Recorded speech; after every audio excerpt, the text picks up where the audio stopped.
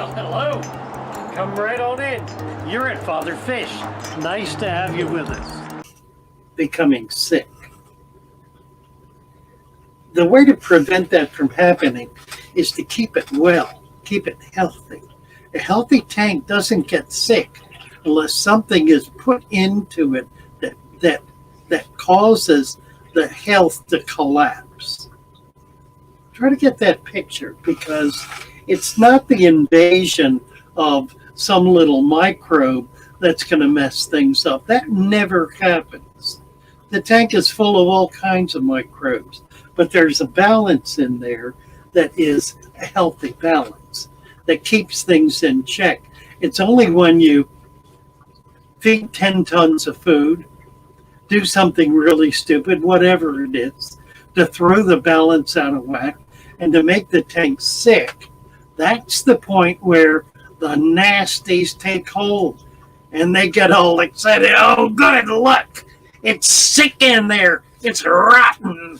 It's turning foul. Fish are dying. Whoopee. And they jump in and make it 1,000 times worse. They can't do that in a healthy tank. They'll jump into a healthy tank and immediately they'll get broadsided from every side. They'll get knocked out. They won't be able to function. They won't be able to do anything. They won't be at home. They won't be comfortable. They won't be happy. And they'll probably just die or go hide in the corner and wait for things to get bad. That's the way it works. It's exactly the way it works. The good overcomes the bad by being in a healthy environment. The bad overcomes the good by being in a sick environment. So it's the environment, it's what you put in there that really makes all the difference. That's why I keep saying, stop feeding your fish. Don't feed your fish. If you've got a tank full of little tiny fish and you've got a deep substrate and you've got lots of plants growing in there and things happening, those fish have enough food in that tank to support themselves permanently. Permanently. Now, I'm not talking about 6-inch Oscars. I'm talking about 1-inch fish. I'm talking about little fish, the kind of fish you mostly have in your tanks. If it's a healthy tank, a lot of plant life, a deep substrate, some leaf litter if you can do that, they will have more than enough food because they will be part of that whole web of life that's going on in your tank. They'll be part of it. They'll be able to share in it. They'll participate fully in it as a member of that living community. You don't need to keep throwing stuff in. The more stuff you throw in, the worse it gets. I overfed this tank. This one right here. I got freaked out. I put a bunch of fish in. And I started putting frozen cubes in. One a day. I did it for, 4 or 5 days in a row. And I thought I was going to lose the tank. I had to back off quick. You know, there were fish that were struggling, that had not been struggling. The water was not looking really nice. Things were kind of going downhill. So I quit doing that. I got in there and started pulling up a whole lot of hair algae that was beginning to grow. Feeding that tank was a terrible thing to do. A terrible thing. It virtually destroyed the tank because it created an imbalance of raw nutrition, of dead material. If I'd been putting microworms or something live in there, would have been a different matter entirely. But I was putting dead material in there. Any kind of dead fish food, flake food, pellets, anything like that. You've got to be really, really careful with it.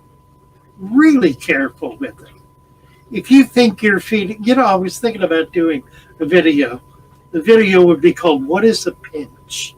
What is a pinch? What is a pinch? Look at this. Here we go. let's do a pinch here. What's a pinch? It's hard to show you. Let's see, where's the camera? There's a pinch. Now, how many fish would that amount of food feed? How many do you think? Probably 50 fish. That's enough for 50 fish for 2 days. Let's see, let's do 10 fish. How's that? Can you see it even? 10 fish. 10 fish for 2 days. That's all you need. It really is. You know, we've talked about this before.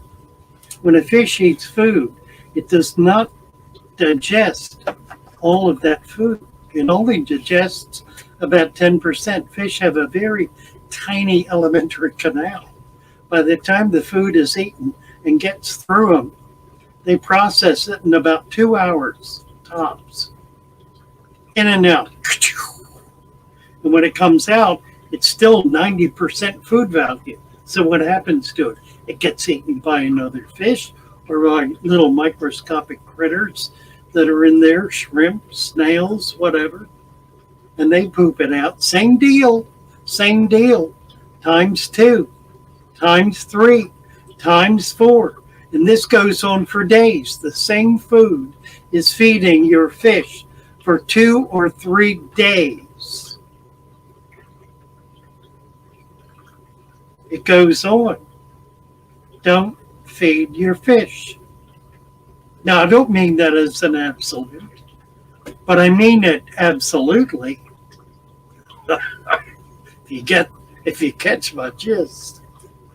What's going on here? Fish thrive with deep sand, Chris says. 70% plants and reasonable stocking levels. Yes, indeed, that's exactly right.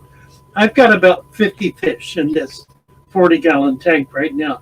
The biggest ones are the rams, and they're maybe an inch. The rest are half that size or less, really tiny fish. So it's a lot of fish in there, but not much of an impact, really. Let's see. Well, I hope you found something you've never seen before. Have a great day. Nice having you with us. Come on back.